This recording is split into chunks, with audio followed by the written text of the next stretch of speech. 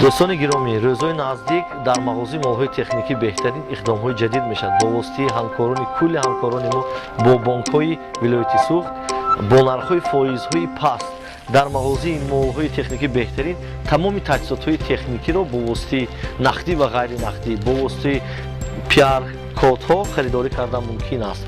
ما کوشش میکنیم با نرخ‌های دسترس به شما خدمت رسانی کنیم.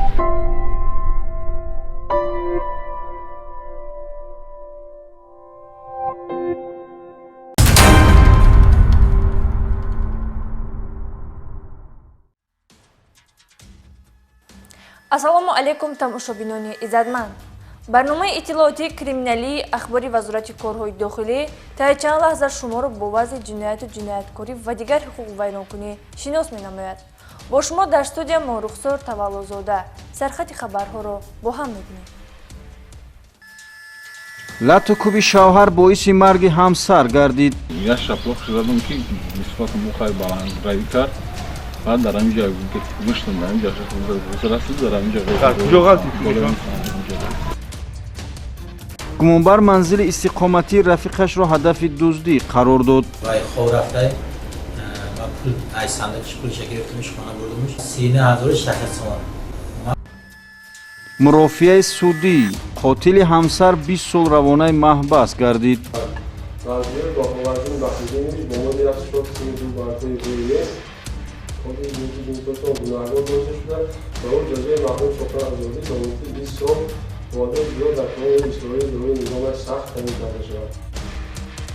این و دیگر خبر و گزارشات در نشر نوبتی برنامه اخبار وزارت کارهای داخلی.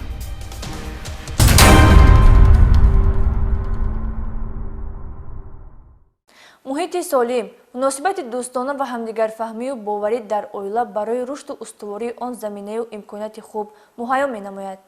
вале дар хонаводае ки пайваста муноқиша ва нофаҳмиҳо мавҷуд аст метавонад ҳар лаҳза нохушие рух диҳад.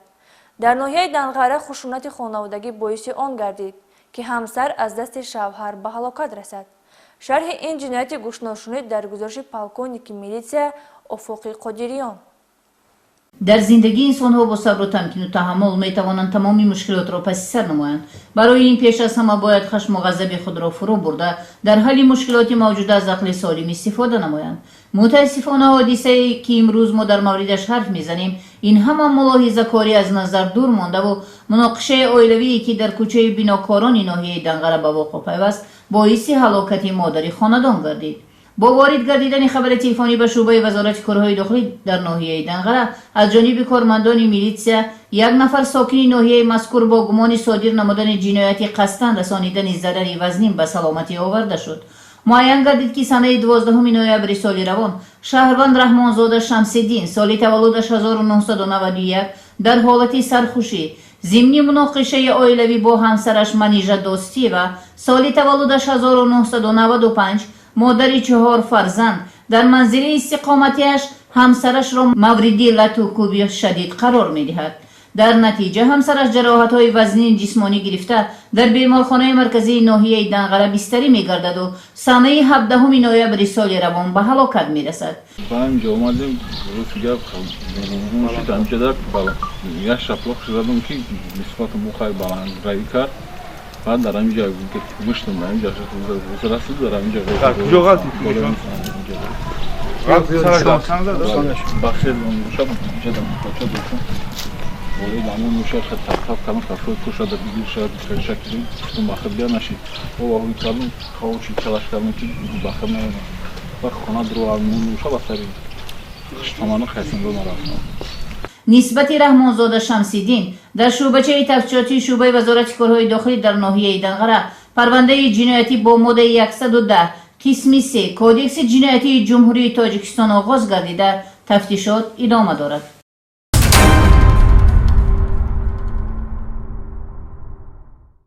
дар суди вилояти суғд мурофиаи судӣ нисбати як нафар судшаванда ки барои ба ҳалокат расонидани ҳамсари худ айбдор дониста мешуд ба анҷом расид. акбар шарифӣ аз рафти мурофиаи судӣ гузориш омода кардааст. коллегияи суди вилояти Суғд сокини кӯчаи Бобокалон Раҳматови шаҳри Старавшан Нарзуллоев Баҳоваддин Баҳридинович соли таваллудаш 1986-ро барои куштори ҳамсари ҷавонаш Шаҳрванд Пулотова Уғулой Исмоиловна соли таваллудаш 1995 бо моддаи 104 қисми 2 кодекси ҷиноятӣ одамкушӣ гунаҳгор дониста ба ӯ ҷазои маҳрум сохтан аз озодӣ ба муддати 20 сол бо аዶ намудани ҷазо дар колонияи ислоҳии низомаш сахт раво дид. Нарзуллоев Баҳоваддин Баҳридинович бо моддаи 104 қисми 2 бандҳои В1 кодекси ҷиноятии ҷумҳури Тоҷикистон гунаҳгор доништа шуда ба ӯ ҷазои маҳрум сохтан аз озодӣ ба муддати 20 сол бо адои ҷазо дар колонияи ислоҳии дорои низомаш сахт таъин карда шавад. кирдори ҷиноятии судшаванда Баҳоваддин Нарзуллоевро мақомоти милитсия ва прокуратура шаҳри Старавшан ошкор ва то мурофиаи судӣ ном бурда ба ҳайси айбдоршаванда дар ҳабси пешакӣ қарор дошт. рашку бадгумонӣ нисбати ҳамсар заминаи содиршавии ҷинояти махсусан вазнинро гузоштааст. Оилаи ҷавону бефарзанд дар манзили истиқоматӣ алоҳида 7 сол рӯзгори якҷоя доштанд. рӯзи ҳодиса санаи 1 август аз сабабе ки ҷарбида шавҳарашро ки барои харид вориди мағоза гашта буд интизор нашуда меравад, миёни онҳо баҳс ба вуҷуд омада ба фоҷиаи хунин меанҷомад. Баҳоваддин Нарзуллоев дар ҳолати мастӣ бо ҳамсараш муноқиша ва бо бераҳмии махсус ӯро мавриди латукуби шадид қарор додааст ки дар натиҷа аз бардошти ҷароҳатҳои барои ҳаёту саломатӣ хатарнок баъди гузаштани якчанд соат дар вазъияти ногувор ҷон медиҳад. судя маводҳои тафтиши пешакиро ҳамаҷониба баррасӣ ва бо санҷидани далелҳо дар ҷараёни музокираи судӣ ҳолатҳои сабуккунанда ва вазнинкунандаи кирдори судшаванда Баҳоваддин Нарзуллоевро ба айнобат гирифта ҳукми ниҳоии худро баровард. подоши ҳаракатҳои ҷинояткорона гузарониндани 20 соли ҳаёт дар муассисаи ислоҳӣ хоҳад буд.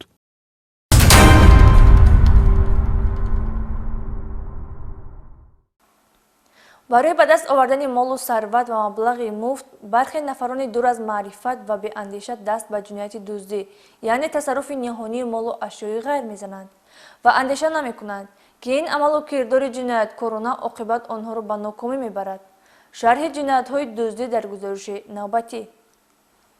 кормандони шӯъбаи вазорати корҳои дохилӣ як дар ноҳияи Сино бо мақсади ошкор ва дастгиркунии нафарони ҷинояткор ки вақтҳои охир манзилҳои истиқоматии шаҳрвандонро ҳадаф қарор дода буданд, як қатор чорабиниҳои оперативӣ ҷустуҷӯиро амалӣ намуда, ахиран як нафарро ҳамчун гумонбар дастгир намуданд.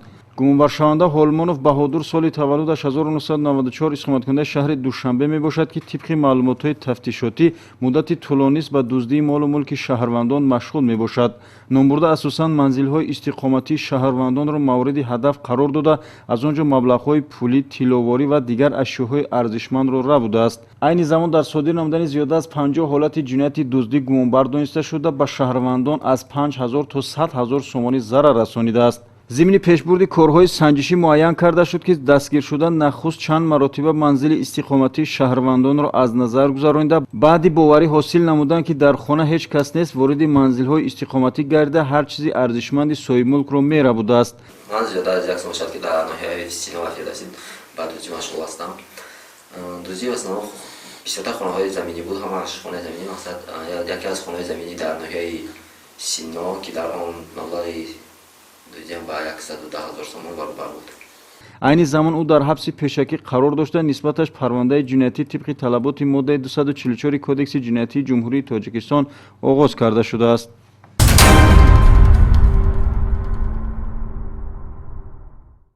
милисияи ноҳияи дӯстӣ ҷавонеро барои рабудани маблағ аз манзили истиқоматии шаҳрвандон боздошт намуд. гумонбар аз манзили зисти бегона не, балки аз хонае ки бо соҳибмулк риштаи дӯстӣ дошт, маблағи ҳангуфтро ба яғмо бурдааст. тафсилоти ин ҷиноят дар гузориши ҳамкоронамон аз вилояти Хатлон омода гардидааст.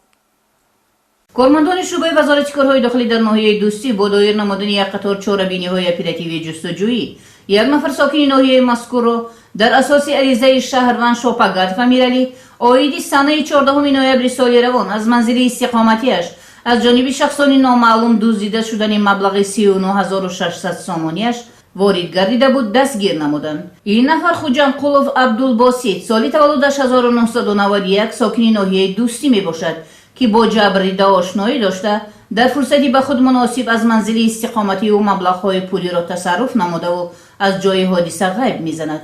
хушбахтона аз ҷониби кормандони милитсияи ин ҷиноят сари вақт ошкор гардидаву нафари ҷинояткор боздошт карда шуд.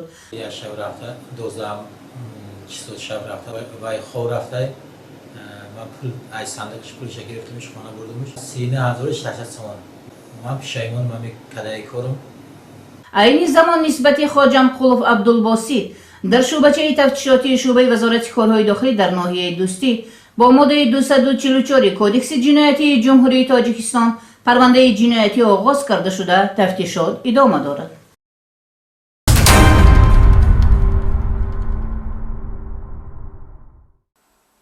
ҷиҳати дар амал татбиқ намудани ислоҳоти милитсия, яъне беҳтар намудани шароити хизматбарӣ дар вазорати корҳои дохилӣ ва ҷузъу таомҳои он нуқтаи сайёри милитсия таъсис ёфтааст, ки тавассути воситаи нақлиёти махсус кормандони милитсия ва минтақаҳои дурдасти аҳолинишин сафарбар гардида арзу шикоятҳои шаҳрвандонро қабул менамоянд. гузориши навбатӣ дар ин бора. милитсия ин халқ ва халқ ин милитсия мебошад. تحت این شعار اصلاحات میلیسیا در وزارت کارهای داخلی زینه به زینه عملی گردیده ایستاده است. بهتر نمودن شرایط خدمتبری در مقامات کارهای داخلی، تکمیل ساختار آن مطابق نمودن فعالیت مقامات با طلبات معاصر و معیارهای پیشبینی نموده سندهای حقوقی بین المللی و تکمیل همکاری با جامعه شهروندی شهادت آن است که میلیسیا در روند اصلاحات قرار دارد. یکی از سمت‌های افضلیت‌ناک اصلاحات میلیسیا این همکاری مقامات میلیسیا با جامعه شهروندی میباشد. در این زمینه کارمندان میلیسیا جهت دسترسی بیشتر با جامعه، تأمین حمایت حقوق آزادی‌های شهروندان، پیشگیری، آشکار نمودن و کشادن جنایت‌ها و دیگر حقوق ویرانکنی‌ها و تأمین ترتیبات حقوقی طبق نقشه تصدیق گردیده به نقطه‌های دوردست اهالی نشین برای ملاقات با اهالی سفر نموده در برابر صحبت با شهروندان، قبول و بررسی عریضه و خبرها درباره جنایت‌ها و دیگر حقوق ویرانکنی‌ها به راه مانده می‌شود. در این روند وزارت کارهای داخلی و جزء تامهای آن در شهر و ناحیه‌ها با واسطه نقلیات مخصوص تامین گردیدند که افتا با تمام تجهیزات زمانوی مجهز بوده برای هیئت گروه کاری نقطه سیاری میلیسیا که با ساکنان برای پیشگیری از جنایتکاری، بررسی عرض و مراجعت شهروندان، تأمین بی‌خطری مردم کارهای فرماندهی دایر می‌نمایند خیلی موافق است. پیشتر برای مراجعت کردن به میلیسیا ما 20 کیلومتر راه رو طی کرده مبلغ صرف کرده به مرکز ناحیه می رفتیم. من امروز نقطه سیاری میلیسیا با خود دهه ها آمده مراجعت های شهروندان را قبول می نماید که این به نهایت خوب است که شهروندان ما می توانند در جای زیست خود مراجعت های خود را به کارمندان میلیسیا پیشنهاد نماید. نقطه سیار میلیسیا اوید با قبول مراجعت‌های شهروندان قسمی ترکیبی روند اصلاحات میلیسیا به حساب رفته. بهری در عمل تطبیق نمودن آن جهتی بلند برداشتن صفت خدمت رسانی کارمندان مقامات میلیسیا به اهالی تشکیل و راه اندازی شده است با مقصدی باز هم بلند برداشتن اعتماد اهالی با فعالیت مقامات کارهای داخلی در دایره اصلاحات میلیسیا. کارمندان این نهاد وضع جنایتکاری را در شهر و ناحیه‌ها و جماعت و دهات مورد تحلیل قرار داده منتظم ضمن واخوری با شهروندان آنها را با وضع محل نتیجه های فعالیت خدمتی مقامات میلیسیا آگاه می‌نمایند. امروز ثبات ناظر منطقوی اوید جنایت و جنایتکاری و آشکار نمودن آنها خانه‌های ناظر را گوش کردیم. اهل جماعتچگی من ساکنان همین دهه با ناظر منطقه البته دست یاری دراز نموده همکاری می‌نماییم. خواهشمندیم که همکاری ها بسیارتر باشد و ناظران منطقوی با مردم نزدیک شوند و درد دل مردم را فهمیده و همدیگر یاری و کمک عملی رسانیم.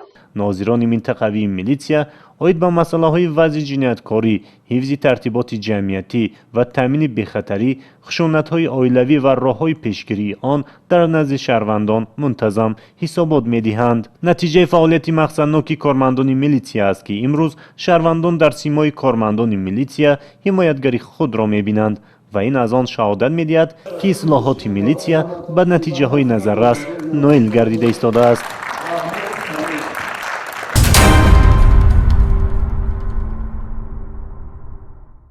имрӯз дар вазорати корҳои дохилии ҷумҳурии тоҷикистон ба муносибати рӯзи парчами давлатӣ ваҷгузорӣ ба ин муқаддасоти давлатӣ ки ҷумҳурии тоҷикистонро дар арсаи олам ҳамчун давлати соҳибистиқлол маърифӣ мекунад, чорабинии тантанавӣ бо иштироки роҳбарияти вазорат ва омӯзгорони академия ва ҳайати шахсӣ баргузор шуд. Сараввал роҳбарияти вазорат ҷамъомадро ифтитоҳ бахшида ҳозиринро ба ин ҷашни миллӣ ки таҷассумгар ва эътирофкунандаи миллату давлати тоҷикон дар арсаи байналмилал мебошад, табрик намуд.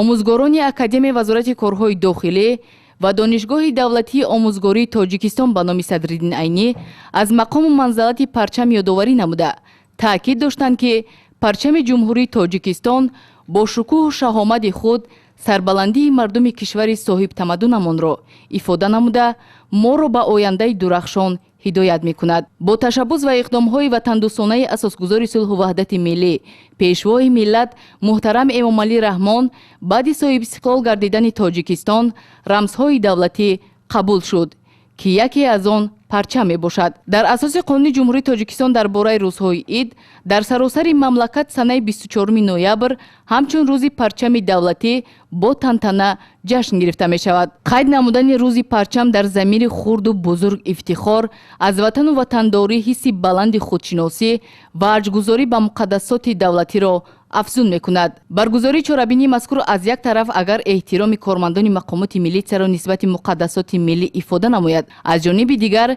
иштирокдорон оиди парчами давлатӣ ва арзишҳои он маълумоти муфассал гирифтаанд.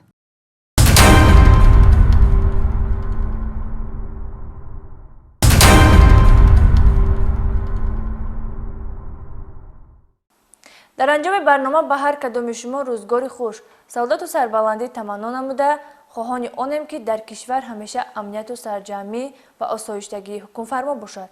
хайр.